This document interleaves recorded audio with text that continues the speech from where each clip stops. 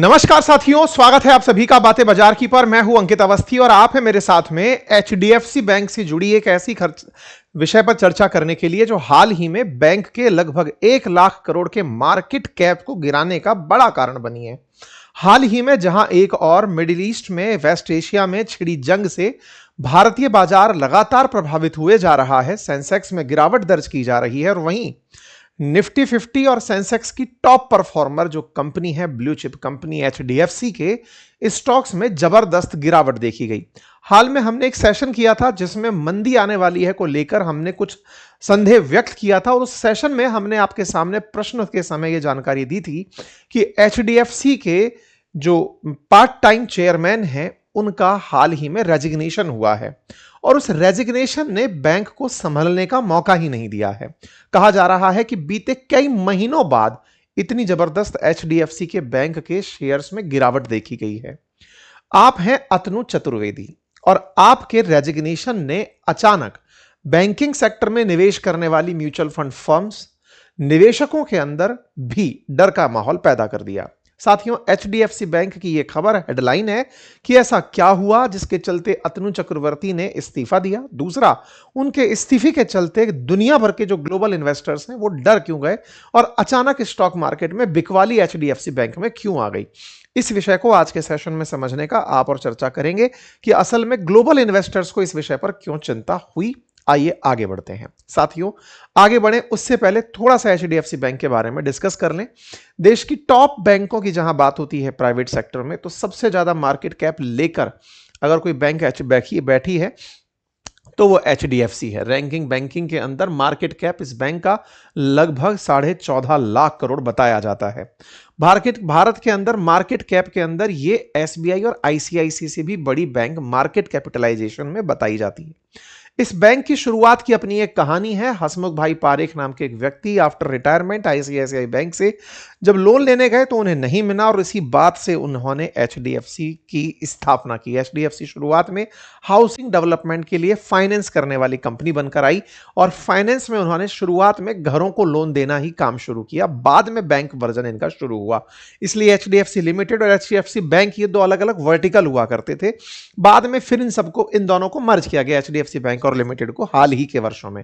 तो एचडीएफसी के बहुत सारे वर्टिकल्स हैं और उन बहुत सारे वर्टिकल्स की अपनी अपनी इंडिविजुअल वर्थ है।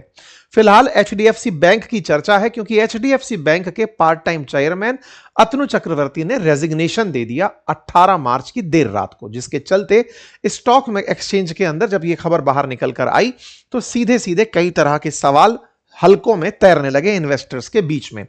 स्टॉक मार्केट को दी गई सूचना के अंदर, नेशनल स्टॉक एक्सचेंज को दी गई सूचना में उन्होंने अपने रेजिग्नेशन की बात की और कहा कि बैंक के अंदर कुछ ऐसा चल रहा है जिसके चलते मैं कंफर्टेबल नहीं हूं।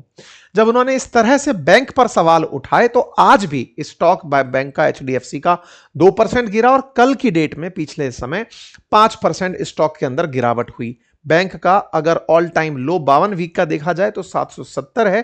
बैंक के स्टॉक 781 पर अगर ट्रेड किए तो इससे अंदाजा आप लगा सकते हैं कि ये कितनी बड़ी गिरावट मानी जा रही है। अगर आंकड़ों में मार्केट कैप की बात की जाए तो 1 लाख करोड़ का मार्केट से वाइप आउट होना बताया जा रहा है। कहा जा रहा है कि बैंक की मार्केट वैल्यू लगभग 1 लाख करोड़ रुपए गिर गई स्टॉक के अंदर इतनी गिरावट आने से।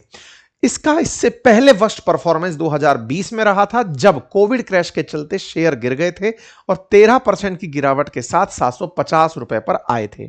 सबसे बड़ी चिंता म्यूचुअल फंड हाउसेस को हुई जो अन्य बैंक के म्यूचुअल फंड हाउसेस है, जैसे आईसीआईसीआई है या कोटक महिंद्रा है, एक्सिस है। इन सबके जो म्यूचुअल फंड हाउसेस हैं ये एक दूसरी बैंक के शेयर्स को परचेज करके चलते हैं। बैंक का स्टॉक तुलनात्मक रूप से लेस वॉलेटाइल मानकर ट्रीट किया जाता है कि हाँ, इसमें कोई आमूलचूल परिवर्तन नहीं आएगा। इतना बड़ा स्टॉक गिरना अपने आप में बड़ी चिंता मानी जाती है। ऐसे में जो म्यूचुअल फंड हाउसेज ने अपने अपने फंड लगा रखे थे एचडीएफसी के अंदर, उनके अंदर बड़ी गिरावट देखी गई है।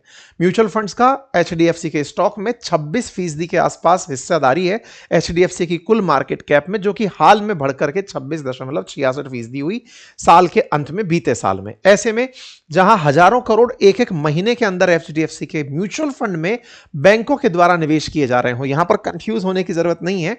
एचडीएफसी एज ए कंपनी के शेयर म्यूचुअल फंड हाउसेज ने ने परचेज किए हुए थे और वो म्यूचुअल फंड हाउसेज के शेयर्स में वो हिस्सेदारी, अगर एचडीएफसी मान लीजिए 100 रुपए की कुल ब्रांड वैल्यू रखती है तो 26.66% बैंक के अंदर जो हिस्सेदारी है वो म्यूचुअल फंड्स के कंट्रीब्यूशन की है। ठीक है, तो फिलहाल जो हुआ है वो एचडीएफसी बैंक के अंदर अतनु चक्रवर्ती का इस्तीफा है, जो कि पहले एक आईएएस अधिकारी हुआ करते थे। 1985 के आईएएस बैच के गुजरात कैडर के आईएएस अधिकारी थे, 35 साल सर्विस में रहे और कई अच्छे पदों पर रहे। बजट के अंदर भी वो प्रक्रिया और निवेश विभाग के प्रमुख के पद पर काम किए थे। वर्ष 2021 में उन्होंने एचडीएफसी बैंक को एज ए चेयरमैन ज्वाइन किया था। मई 2024 में फिर से इस पद पर उन्हें नियुक्त किया गया और उनका यह कार्यकाल 2027 तक चलने वाला था। आप पार्ट टाइम चेयरमैन थे, इसका मतलब यह हुआ कि वो बैंक के रोजमर्रा के मैनेजमेंट में शामिल नहीं होते थे, बल्कि बोर्ड के बैठकों की अध्यक्षता करते थे और कई नीतिगत फैसलों का गाइडेंस दिया करते थे। वहीं अगर बात की जाए अंतरिम चेयरमैन व्यवस्था की, तो जिसमें उन लोगों को नियुक्त किया जाता है जो कि अचानक चेयरमैन का पद खाली होने पर नियुक्त किए जाते हैं। तो अभी के की मिस्त्री के नाम से जो व्यक्ति हैं उन्हें इस पद पर नियुक्त किया गया है। ऐसे में अब सवाल आता है कि अतनु चक्रवर्ती ने इस्तीफा क्यों दिया, क्योंकि उन्होंने अपने रिजिग्नेशन में इस बात को लिखा कि उन्होंने बैंक के भीतर ऐसी कुछ चीजें और प्रैक्टिस देखी जो उनकी व्यक्तिगत सोच और एथिक्स से, यानी उनकी नैतिकता से मेल नहीं खाती। लोग खंगालने लगे इनका रेजिग्नेशन लेटर। उस रेजिग्नेशन के अंदर इन्होंने लिखा, certain happening practices with in the bank that I have observed over last 2 years are not in congruence with my personal value and ethics. This is the basic of my aforesaid decision.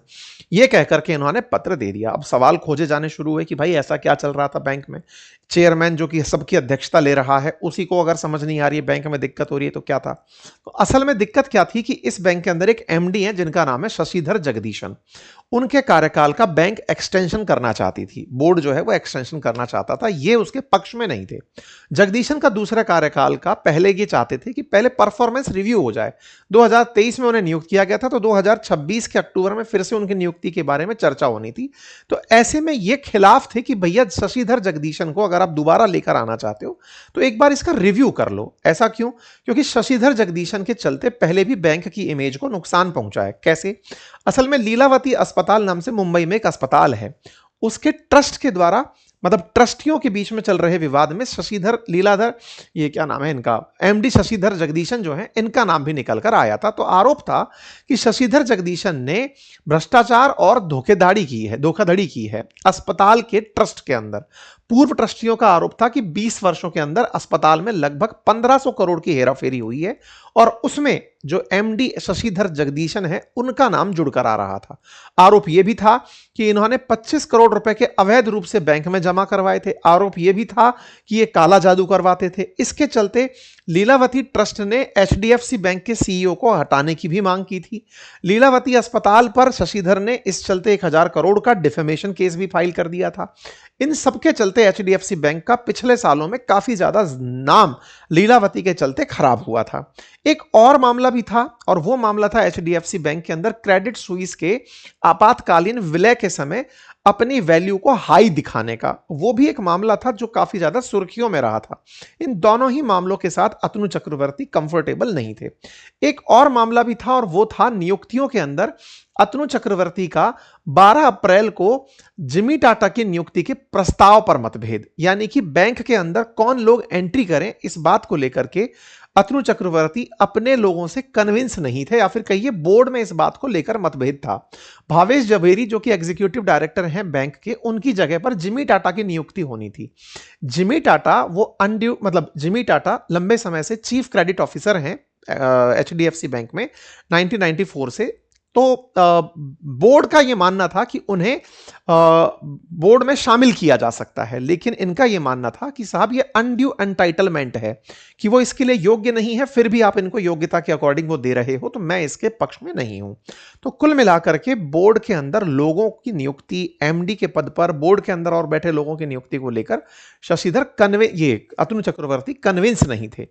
इसके साथ साथ कुछ और कारण भी थे जिनको कि इन दिनों हाईलाइट होता हुआ देखा गया कि एचडीएफसी बैंक का हाल ही में जीपीएस लगवाने पर, कार लोन के मामले में जीपीएस को जबरदस्ती बेचना, गाड़ियों में लगवाना वाले मामले भी थे जिनको लेकर वो एथिकल प्रैक्टिस नहीं माना करते थे। तो बोर्ड की नियुक्तियों को लेकर के और साथ में बैंक की प्रैक्टिसेस को लेकर के वो थोड़े मतभेद में थे। इस चलते उन्होंने रिजाइन कर दिया और उन्होंने यही बात लिखी भी कि मैं बोर्ड की प्रैक्टिसेस से और एथिक्स से कन्विंस नहीं हूं। इसके चलते एचडीएफसी बैंक के स्टॉक्स में गिरावट आई। लेकिन चूंकि ये बैंक देश की सबसे बड़ी बैंकों में से है, ये too big to fail bank है, भारतीय अर्थव्यवस्था को रिप्रेजेंट करती है, इसीलिए आरबीआई को देशवासियों को समझाने के लिए आगे आना पड़ा। आरबीआई ने कहा कि ये कोई गंभीर चिंता की बात नहीं है, ये एक मतलब रेगुलर प्रोसेस है और इसकी जगह पर हम लोग अपने स्थान पर मतलब व्यवस्थाएं करें। मतलब आरबीआई ने खुद आकर के कामकाज और गवर्नेंस को लेकर देशवासियों को कहा कि चिंता की जरूरत नहीं है, सब सही चल रहा है। इसके लिए अब केके मिस्त्री नाम से जो व्यक्ति हैं, उन्हें फिलहाल नॉन एग्जीक्यूटिव डायरेक्टर के रूप में जो काम कर रहे थे, उन्हें यह कमान सौंपी है जो अतुल चक्रवर्ती की थी कि वो अब इस चीज को आगे लेकर चलेंगे। ऐसे में निवेशकों के द्वारा एक दिमाग में भय क्रिएट हुआ और वो भय इस बात का था कि यार कौन सी ऐसी बात है जो बैंक वाले गलत कर रहे हैं, और बैंक वाले गलत कर रहे हैं तो क्या बैंक वाकई में कोई फ्रॉड तो नहीं कर रही, अगर फ्रॉड कर रही है तो क्या हमें स्टॉक बेच देना चाहिए। ये जो बातें छिड़ने लगी थी, इन्हीं बातों के चलते स्टॉक में गिरावट देखी गई। बस ये जो स्टॉक की गिरावट है, यही हेडलाइन बन गई। आपको यहां पर ध्यान देने वाली बात यह है कि ये इंटरनल मामलों की कन्फ्लिक्ट है, कहीं किसी लोन का या किसी एनबी, मतलब अभी ऐसी कोई बात नहीं आई है कि साहब इन्होंने किसी का लोन माफ कर दिया या कोई लोन घोटाला हो गया, ऐसा कोई बात फिलहाल निकल कर नहीं आई है। ठीक है, तो ऐसे में आपको शेयर रखना चाहिए नहीं रखना चाहिए, ये आपका पार्ट है, आप अपना रिसर्च करें। लेकिन बाजार के अंदर जो फिलहाल और जो एडवाइजर्स हैं वो क्या सलाह दे रहे हैं, जैसे एक्सिस डायरेक्ट का कहना है कि लंबी अवधि तक भरोसा बरकरार रहेगा, एम के ग्लोबल का कहना है कि वैल्यूएशन अट्रैक्टिव है लेकिन सावधानी जरूरी है, नोमुरा का कहना है कि कुछ चिंताएं अभी भी बाकी हैं, मोतीलाल ओसवाल का कहना है कि कुछ लौट सकता है भरोसा, मतलब कुलहाल के लिए जेएम फाइनेंशियल का कहना है कि फिलहाल दबाव में रह सकते हैं स्टॉक। यानी कि ये सब मार्केट एनालिस्ट्स के अपने अपने विजन और व्यू है। फिर भी आपको अपना स्टॉक रखना है, बेचना है, ये आप अपना डिसीजन लें, लेकिन पैनिक सेलिंग और पैनिक बाइंग से हमेशा बचें, ये हमारी एडवाइस हमेशा आपके लिए रहती है। फिलहाल के लिए इतना ही, अपना ख्याल रखें, धन्यवाद।